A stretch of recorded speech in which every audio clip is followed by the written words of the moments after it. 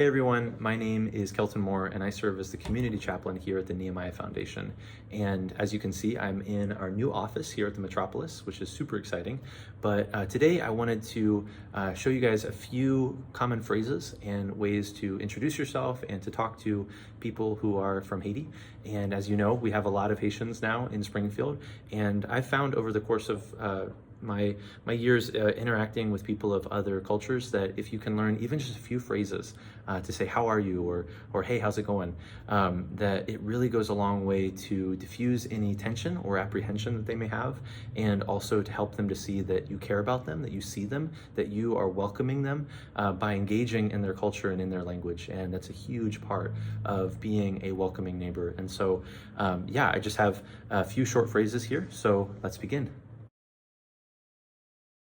All right, so the first phrase I want to teach you is how to say hello or hi. And so there's a few different ways you can say this in Haitian. So first off, we have allo, which simply means hello or hi. But then you can also, most of the times when a Haitian greets you, they're going to say something like bonjour or bonsoir.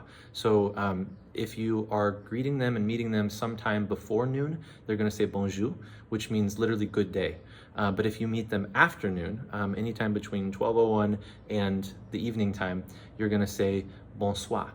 And as a little bonus, if you are saying goodnight to them or saying goodbye to them in the evening, you might say bonne nuit, which means good night. So bonjour, bonsoir, bonne nuit. The second phrase I want to teach you is to say how are you, right? So in Haitian, they say qui Jean ou ye, qui Jean ou ye, qui Jean ou ye. And so in Haitian, it's a very fluid language. It's very beautiful. And so they don't chop up their words like we do a lot of times in English. They're going to say it very fluidly, almost like it's kind of like icing on the cake. You're icing it over. So, qui Jean ou ye. But if you can't say it yet, if you're still learning, that's totally fine, and they'll still understand you. It just means more like how are you, and so qui Jean ou ye, literally how you be. All right, so the third phrase I want to teach you is to say what is your name, right? So if you greet someone, you got to know them a little bit, you want to know what their name is, right? And so you're going to say qui Jean ou relais. Again, qui Jean ou relais. And the R in French and Haitian is a little bit weird. And so usually what you do is you basically just put your tongue on the bottom of your mouth and just talk like you're going to say the R. Relais, relais, relais. It's really hard to get at first. So if you have trouble saying that, it's okay. And you have a lot of patience. Haitians are incredibly patient and generous people. So so qui Jean ou relais, or if you have to, qui Jean ou relais. And either way, they'll get it and know what you're talking about. And again, that literally means how are you called? And so in Haitian and other Latin-based languages, they typically say how are you called rather than what is your name. So again, qui Jean ou elle est. All right, so the fourth phrase, as a response to the third phrase, is my name is fill in the blank, right? So if I wanted to say my name is Kelton, I would say moi relais Kelton. Moi relais Kelton. The R in Haitian and in French, it's kind of difficult, especially for American speakers, because basically you put the tongue put the tongue on the bottom of your mouth and make the R sound. So moi relais, relais. So moi relais Kelton, right? And so there's another way that you can say it, which is nom moi c'est Kelton. Literally, name my is Kelton. Nom moi c'est Kelton. Nom moi c'est Kelton. Or moi relais Kelton. Okay, so the fifth and sixth phrases go together, right? Please and thank you, right? So there's actually three different ways to say please in Haitian, and they're kind of in order of formality, right? And so if you want to be really informal, you can say tant pis. Tant pis is literally how it looks. So tant pis. And that is just basically saying please, if you're talking to a close friend or just kind of in a hurry. If you want to be a little bit more formal, you would say s'il vous plaît. and it comes from the French word s'il vous plaît. It's kind of a shortened word or phrase for that. So souple, souple, souple. And then if you want to say the full version in order to be the most formal that you can be and the most polite possible is to say s'il vous plaît. And so s'il vous plaît, that's the most polite way to say please in Haitian. So you have tant puis, s'il vous plaît, and s'il vous plaît. And then to say thank you, it's simply merci. It comes from the French word merci, merci, merci, merci. Okay, so the seventh phrase that you might need to know is, do you speak English, right? And so this is a question I use quite frequently, basically asking someone, do you speak English? Do you have any comprehension of English? And they might say a little bit, or yes, I do. And regardless of what their answer is, now you know whether or not they're competent in English. And so, again, it's, do you speak English, right? So in Creole, you would say, vous parlez anglais? So, vous parlez anglais, right? So, vous parlez anglais? And you kind of have a little inflection at the end as a question mark, just like you do in English. So, vous parlez anglais? That is how you ask, do you speak English? And a lot of times they're going to be very hesitant, even if they do speak a decent amount of English already. They're probably going to say, piti, like just a little bit. And so you can kind of flesh out a little bit more by talking to them, like how well they speak English. All right, so the last four phrases are a little bit more advanced. So if you're like, this is too much for me, you can tap out here. That's totally fine.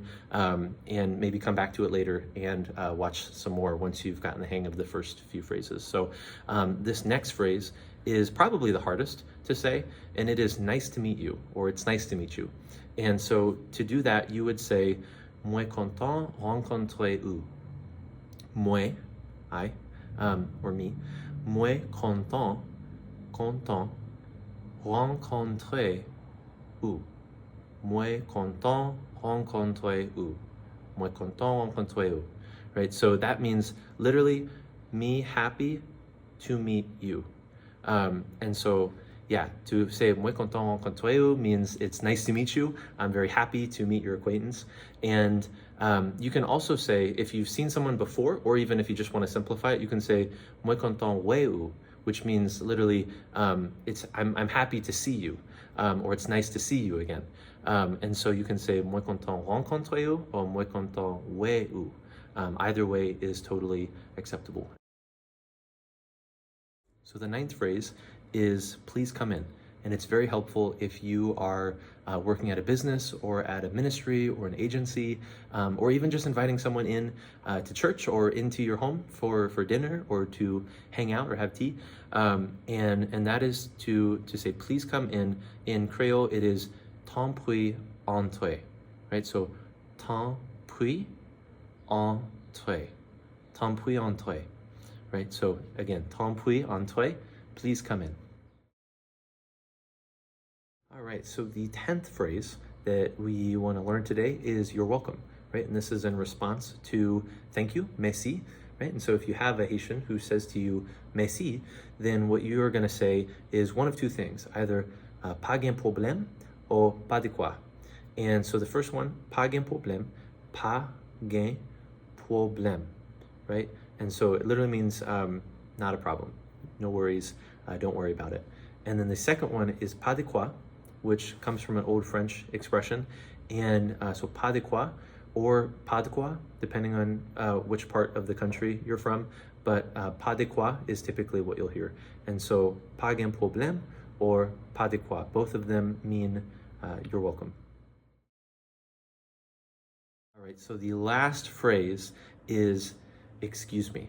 And in Haitian, they would say excusez-moi. And so excusez-moi, right? And so it's actually two words, excusez and excusez-moi, right? So basically this is very helpful for a lot of different circumstances. So if you are walking around and you want to get around someone, you can say excusez-moi, I'd like to get around you. If you have a question that you want to ask someone, you can say excusez-moi, I have a question for you. Moi, j'ai une question. And you can also say this if you accidentally bump into someone or do something that's an accident. You can say excusez-moi, excuse me, sorry, that was an accident. And so either way, it's a very helpful phrase and very versatile. So I hope these have been helpful for you. All right, so congratulations once again. You have made it through all 11 phrases, and I commend you for that. And I really encourage you to review this and to put it into practice in whatever way you're able to and see fit to. And so you might be wondering at this point, who is Kelton and how does he have the qualifications to teach Haitian? And I don't.